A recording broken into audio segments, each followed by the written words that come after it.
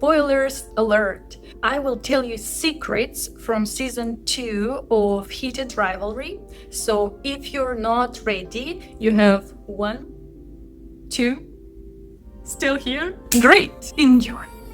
Ilya, Rozanov, and Hollander get to marry! After years of hiding, yes, we all saw it in the show, right? They were finally outed by mistake, and instead of backing down, they chose each other publicly, completely. They confirmed their relationship, they stood their ground, and now they are getting married. This all comes from the second book of Heated Rivalry, The Long Game, which means we will likely see it in season 2 or maybe even in season 3 because the book is long.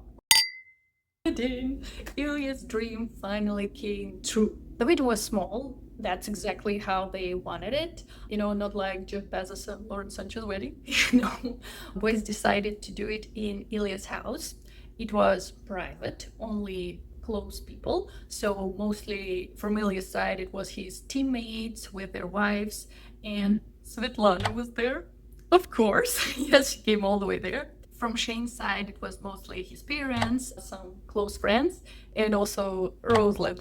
Yes. And what's interesting, they were also Ilya's neighbors. And this part is so special because it turns out there was a family living nearby who had been supporting Ilya the whole time. For example, before the games, they would put up encouraging posters so Ilya would see them. When Ilya and Shane got outed and they were nervous and unsure, not knowing how the world would react, one morning when Ilya was walking his dog, he was passing this neighbor's house and he stopped dead in his track because there was a large hand-drawn sign attached to a tree near the end of the driveway. It read, "We love you, Ilya." And that's not it. Underneath the sign, there was a small shelf with 2 Funko Pop figures, I think. One of Ilya and one of Shane. So, we love you, Ilya, we support you. Ilya took a photo and sent it to Shane. And Shane was like, "Wow, is it your neighbor's house?" And Ilya was like, "Yeah, we're not alone, I think." So, that actually told them that it's all right. Yeah, you can love each other. The world will accept it. Yeah. So I'll stop myself. Why should the world be accepting it? No. I'll stop myself here. Yes. So this neighboring family was very supportive and they were also invited to the wedding. So again, it was small and private. They didn't prepare special speeches. They just wanted, to follow the marriage tradition. But while standing there, while repeating those words, Ilya suddenly felt that these words were blank and dry and didn't reflect what he actually felt inside. So when I'm smiling because he stumbled because of that, and it almost gave Shane a heart attack. He thought, well, he will change his mind. But no. He just felt that these words were not expressing what he feel inside. And that's why he stumbled, but Shane They also had a dance. Harris, Ilya's team PR manager, he was assigned to be a DJ. And yeah, that's Harris from the role model book that I'm reading now, and I'll tell you later. Ilya and Shane danced to Shine Bright Like Diamonds by Rihanna, which fits so well. But until I thought, after everything they've been through and how they always chose each other, even better fit could be Bruno Mars's and Lady Gaga's song Die With A Smile, because there are lines like, "Wherever you go, that's where I'll follow.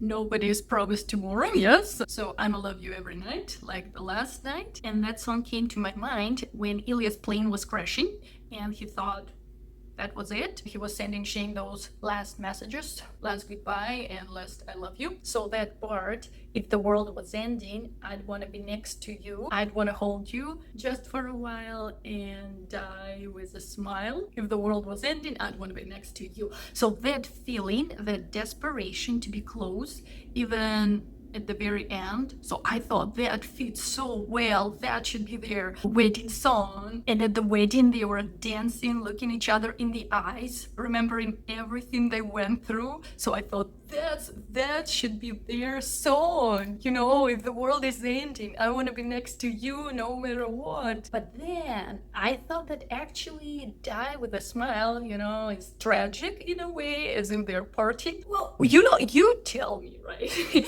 You guys tell me. It's a little bit tragic, right? But at the same time, it carries so much meaning. So I thought it would be great. But then I reconsidered.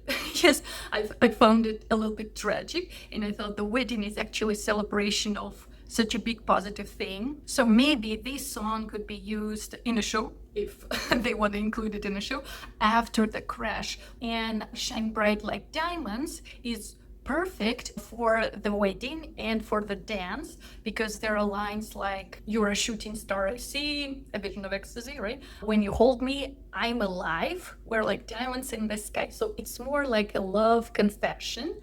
I felt it's about seeing the other person as something rare, which is a better fit for a wedding, because it's something bright, a love confession showing the depth of the feeling, and also wishing all the best for the other one, because there are lines like, "Shine bright tonight, you and I, we're beautiful like diamonds in the sky," right? So this song highlights "you matter so much to me," which makes more sense for the wedding dance. When they dance, look each other in the eyes, and they say, "You matter so much to me." Yeah, so in this way, I think it's actually better. But let me know what you think, because Die with a Smile is like, "I will die for you." But at the same time, this one is more like, "You and me forever together." And then the first hockey game came when they're married. Oh, and if you didn't watch my previous video, spoilers alert, 1-2, ready? So Shane left his team and he joined Ilya's team. So they finally got to play together as a team, not a temporary team like their star games. And what's interesting, Ilya loved playing against Shane, fighting for the puck, showing him into the glass. Same as Shane. He also loved it. But the rare moments when they were actually on the same side, they cherished them. And now they are on the same team permanently. And it's their first game. Shane steps on the ice. Ilya's there too. And then the end. The book is over. I know. I was like that. I was like, no. I want to know what happens next. Where is the next book? But as you know, or maybe don't know, the third book was postponed. It's scheduled to be released on June 1st, 2027. Well, we'll have to wait.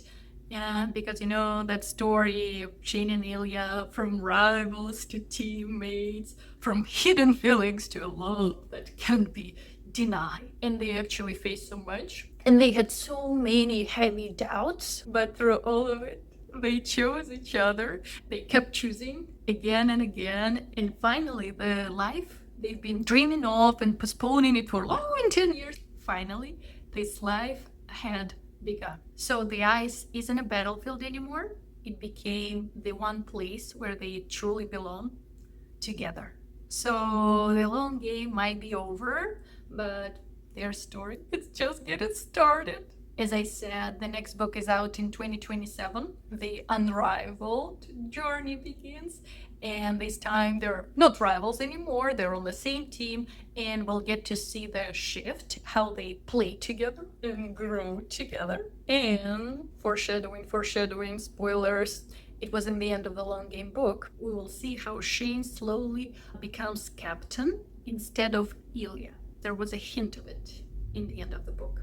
They were on the ice together, and Ilya jokes that he's the captain, so Shane shouldn't stand where captains stand. And Shane is good with that. He's like, sure, no problem. But one of the teammates overheard that and said to Ilya, it's not for long, meaning Shane is coming for that captain's spot. And Ilya, he doesn't resist it. He agrees, quietly, lovingly, because he knows that Shane is naturally talented.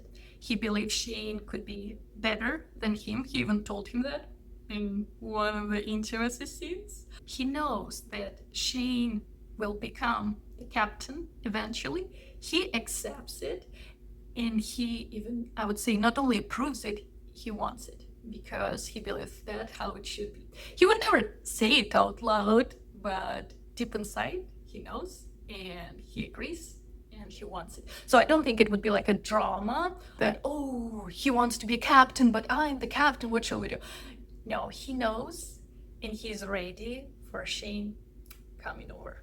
Well, as I said, the book is scheduled for June 2027, which is, as of right now, is more than a year away. But the season 2 of Heated Rivalry might be out before that, so it's okay. And there is time to learn side stories, game changer, role model, common goal, because characters from those stories are partially in Heated Rivalry stories, so it's actually interesting to see their perspective on Ilya and Shane and their relationship. Oh, I've read a few of them.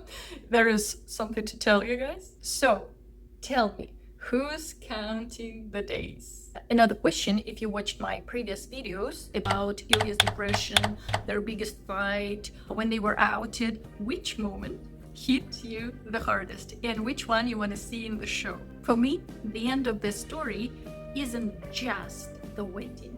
You know, it's a fact that after everything, they chose each other, they're done fighting, and now they are ready to face the world together. Finally, they get to love openly, and this time they are not letting go.